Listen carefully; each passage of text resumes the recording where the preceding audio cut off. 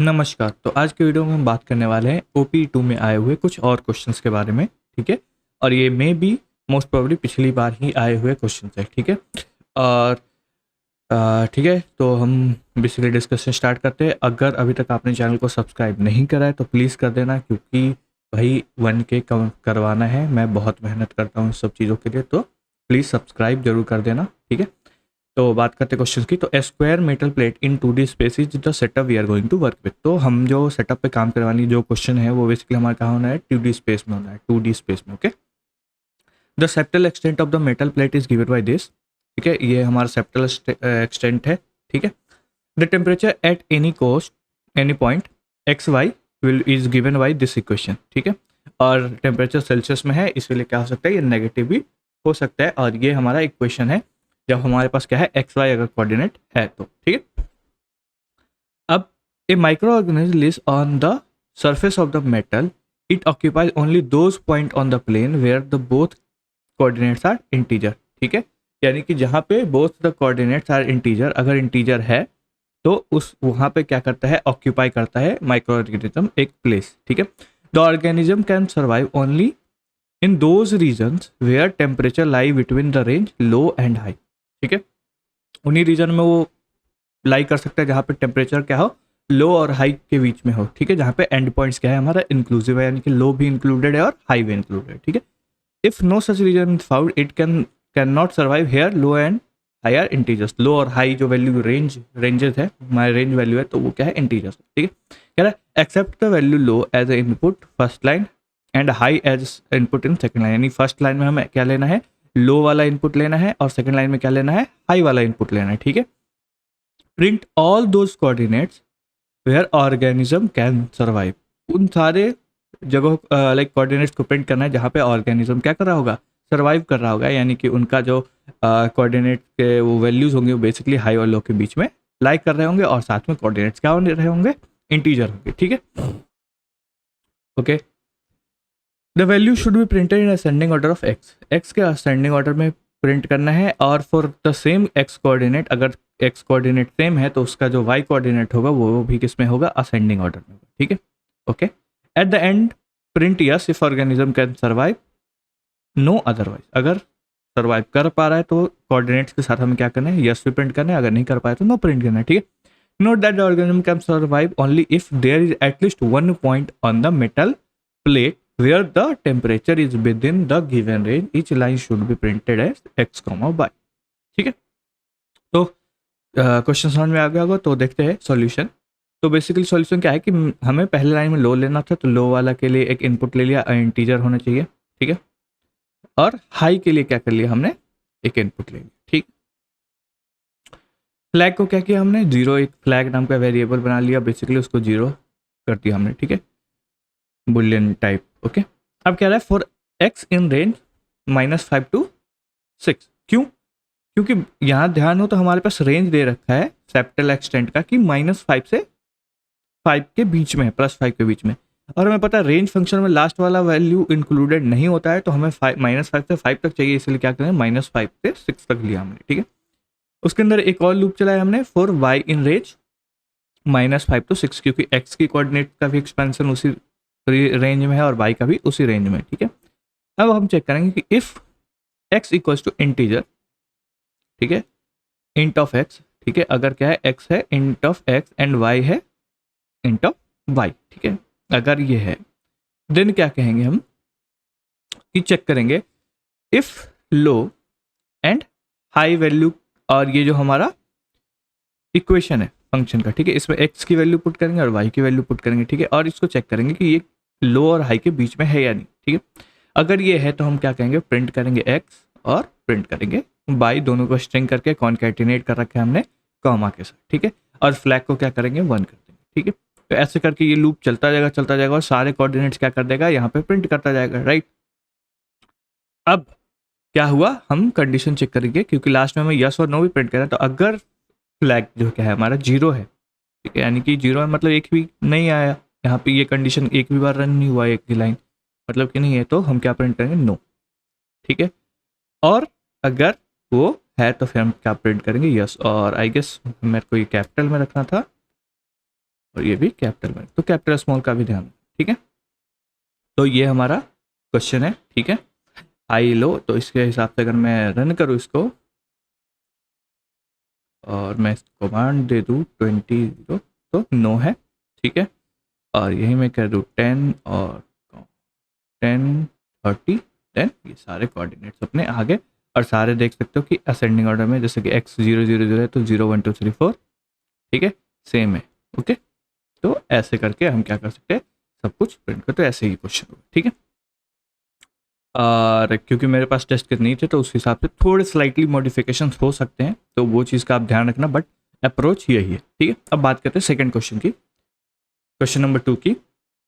तो question number 2 कह रहा है कि Fibonacci string are defined as following, ऐसे S1 S2 S3 S4 और S5 Fibonacci series. Fibonacci series क्या होता है कि मान लिया फिबोनाची सीरीज में हमें पहला और दूसरा एलिमेंट दिया होता है, ठीक है, तो पहला और दूसरा दिया होता है, तीसरा क्या होता है बेसिकली पहला और प्लस दूसरा, ठीक है, और चौथा क्या होता है दूसरा प्लस तीसरा, ठीक है। तो ऐसे करके हम क्या करते हैं, बढ़ाते जाते हैं बेसिकली, ठीक है।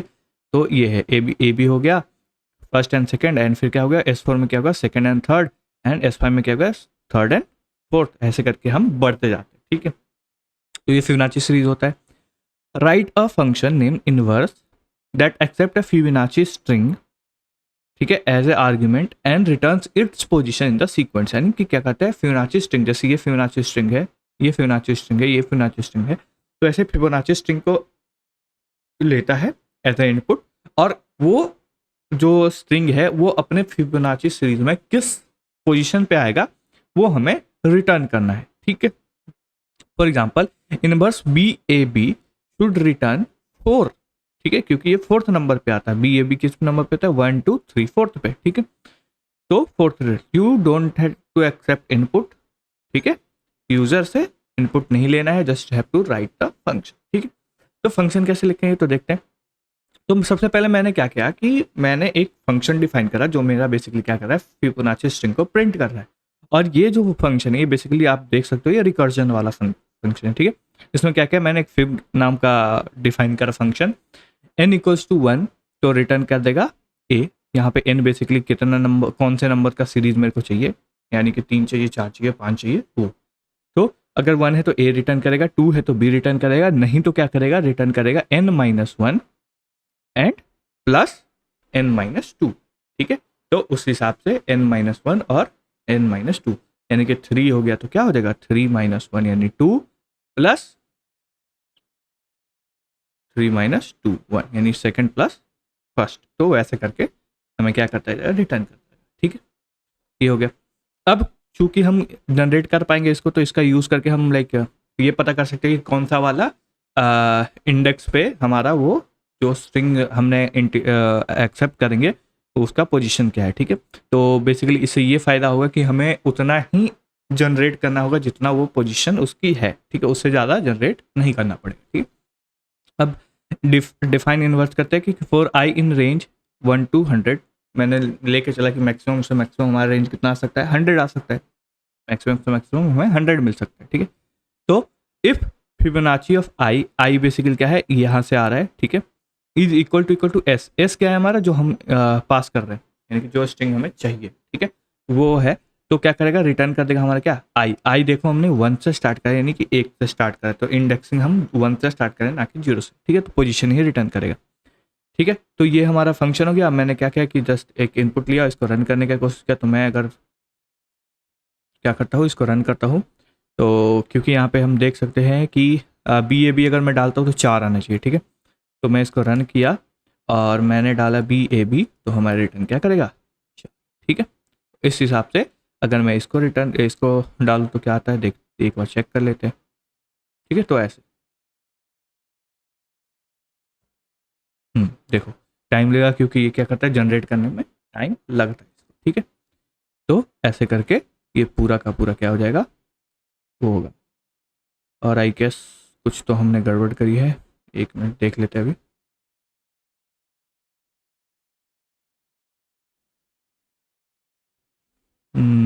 Okay okay okay okay I guess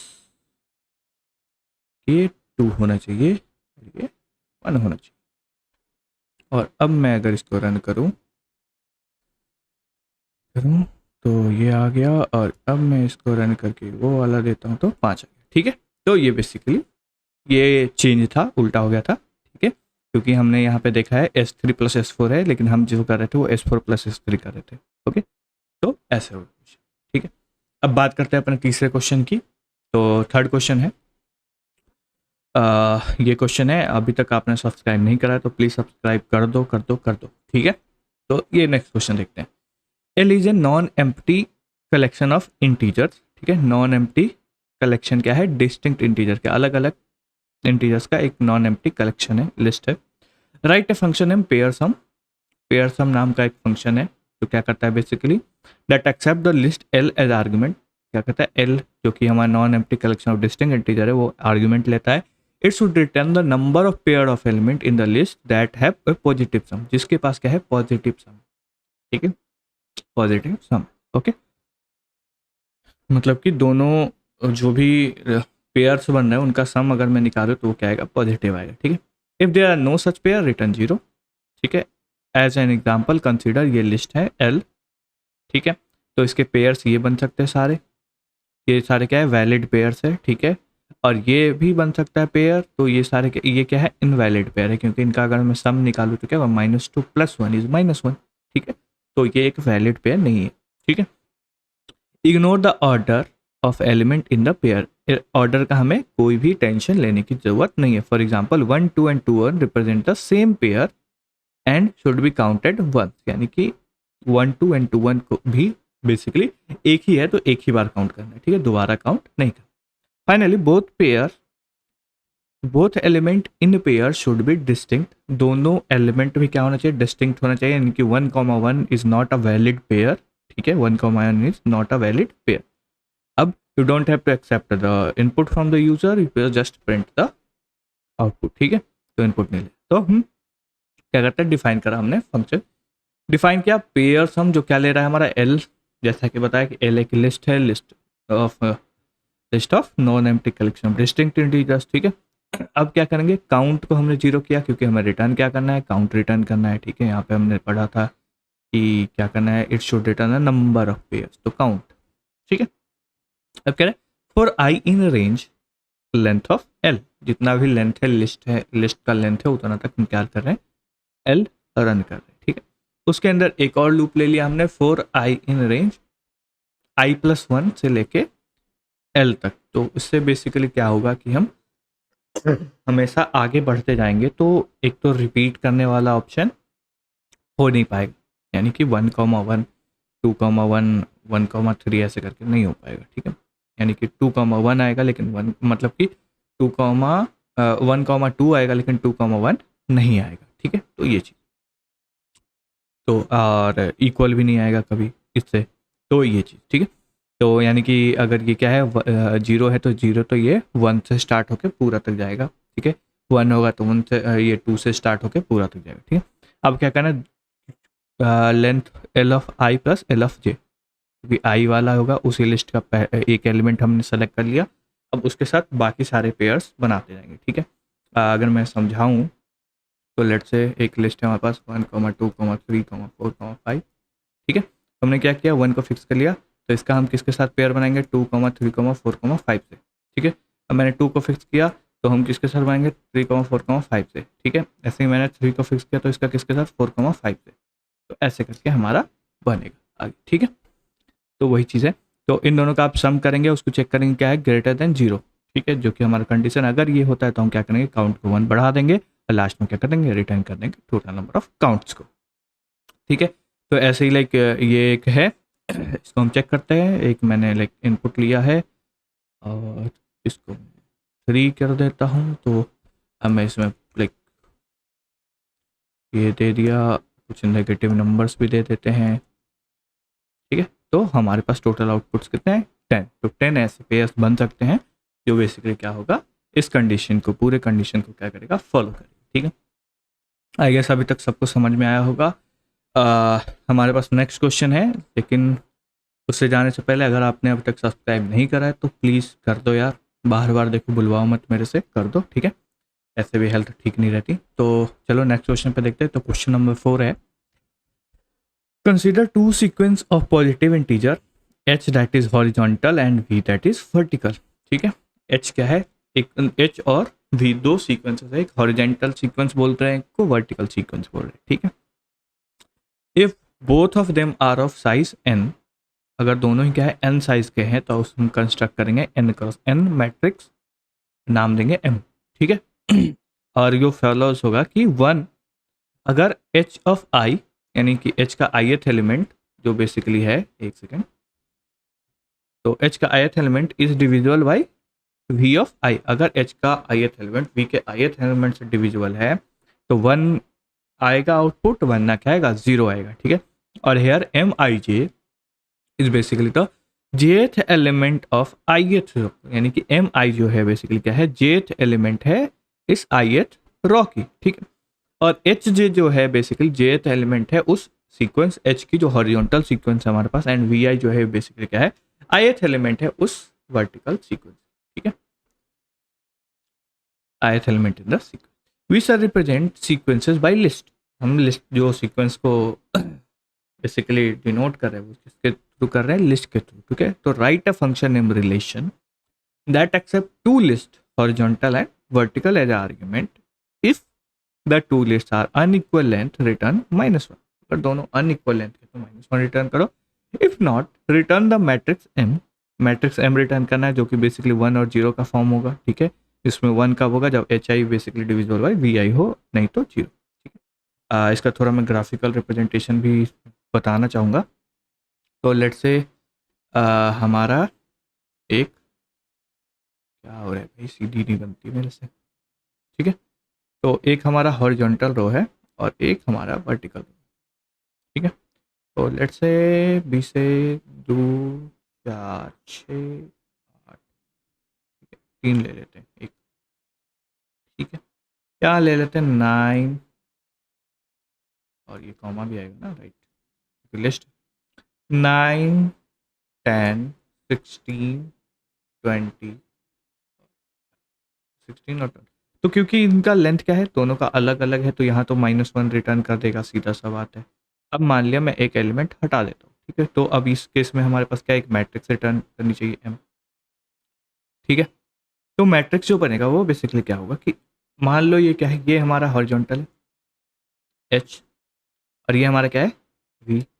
ठीक है, तो एच आई बेसिकली लूप चलेगा इसमें, और वी आई बेसिकली क्या करेगा, इसमें लूप चलेगा। ठीक है, तो अगर एच आई डिविजिबल है किससे, वी आई से, तो वहां पे हमारा क्या होगा, 1 आएगा, नहीं तो 0 आएगा। तो हम देखेंगे 2 9 से डिविजिबल नहीं है तो 0, 9 4 से डिविजिबल नहीं है 0, सेम 9 है 3 से डिविजिबल है तो 1, इससे डिविजिबल नहीं तो 0। अब एच आई को आगे बढ़ाते हैं, तो 2 इससे डिविजिबल है, हाँ है, इससे नहीं है, फिर 10 से 3 नहीं है, और 8 नहीं है।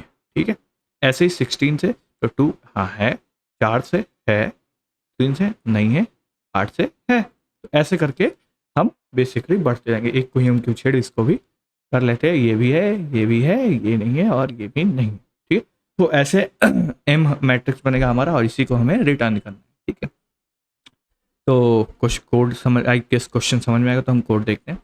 तो हमने क्या किया, डिफाइन किया रिलेशन हॉरिजॉन्टल एंड वर्टिकल। ठीक है, दो लेगा, रिलेशन फंक्शन है जो दो आर्गुमेंट लेगा, दो सीक्वेंस लेगा बेसिकली।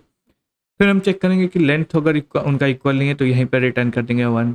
एंड यू नो कि रिटर्न जब हम लिख देते हैं तो रिटर्न का मतलब होता है कि जो भी वैल्यू है उसको दे के फंक्शन को टर्मिनेट कर दो। ठीक है, तो अगर नहीं होगा लेंथ तो यहीं पे -1 रिटर्न करके कहानी खत्म।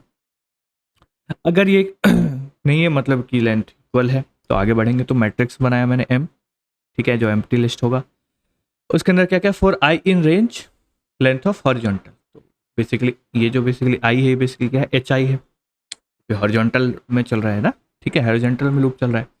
तो और उसके अंदर मैंने क्या किया, एक रॉ नाम का एम्प्टी लिस्ट बनाया। ठीक है, तो ये बेसिकली क्या है, हॉरिजॉन्टल के साथ हम ऐसे ही ये चेक करते जाएंगे ना, तो ऐसे चेक करते जाएंगे तो रो हमारा ये वाला है। ठीक है, तो for J in length vertical, क्या है, लेंथ वर्टिकल। अब वर्टिकल में हम जे बेसिकली, ठीक है, जेथ एलिमेंट वर्टिकल में चल रहा है हमारे वर्टिकल सीक्वेंस में। अब हम क्या चेक करें, इफ हॉरिजॉन्टल ऑफ आई, जो बेसिकली हॉरिजॉन्टल का ith एलिमेंट है, वो डिविजिबल है किससे? वर्टिकल ऑफ जे से। वर्टिकल जे जो वर्टिकल सीक्वेंस है उसके जे से अगर डिविजिबल है तो क्या करेगा, वन करेंगे रो में मैं वन अपेंड करूंगा, नहीं है तो जीरो अपेंड करूंगा, ठीक है। तो ये क्या करेगा, हॉरिजॉन्टल में एक एलिमेंट फिक्स है, ठीक है, और जो वर्टिकल है उसका हर एक एलिमेंट के साथ हम उसको डिवाइड करते जाएंगे, राइट, क्योंकि यहाँ पे ये वाला है, ये लूप है, राइट। तो ये लूप बार बार रन करेगा, तो ये हर एक वर्टिकल एलिमेंट्स के साथ जाएगा और उसको चेक करेगा कि वो डिविजिबल है कि नहीं है, तो उसको क्या करेगा, वन कर देगा अपेंड रो में, नहीं है तो जीरो अपेंड करेगा रो में, ठीक है।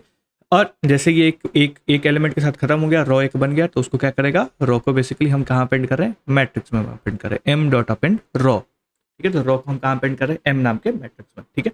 और लास्ट में हम क्या कर देंगे, रिटर्न कर देंगे अपना एम, ठीक है। ये चीज़ है टोटल। इसको अगर मैं रन करना चाहूँ तो बेसिकली कर सकते हैं, क्या मैं करता हूँ, तो हम ऐसे करके रन कर लेते हैं। तो हमें पहला सीक्वेंस लेना है, तो मैं लेता हूँ वन, पहला सीक्वेंस हमारा बेसिकली हॉरिजॉन्टल है, तो हम थोड़ी अच्छी वैल्यू लेते हैं, 4 5 10 और 20 ले लेते हैं, ठीक है। वर्टिकल वाले हैं तो 2 3 4 5, तो ऐसे करेंगे तो ये हमारा एक मैट्रिक्स आ गया 1010 का, यही बेसिकली है आंसर, ठीक है। आई होप कि सारे क्वेश्चन समझ में आएंगे। ये अनदर सेट 4 सेट थे जो बेसिकली OP2 में आए हुए थे। अगर वीडियो पसंद आया हो, क्वेश्चन सारे समझ आए हो, तो प्लीज़ लाइक शेयर सब्सक्राइब जरूर कर देना और शेयर जरूर करना, क्योंकि बहुत लोगों को नीड है इसकी, ठीक है। धन्यवाद, थैंक यू सो मच।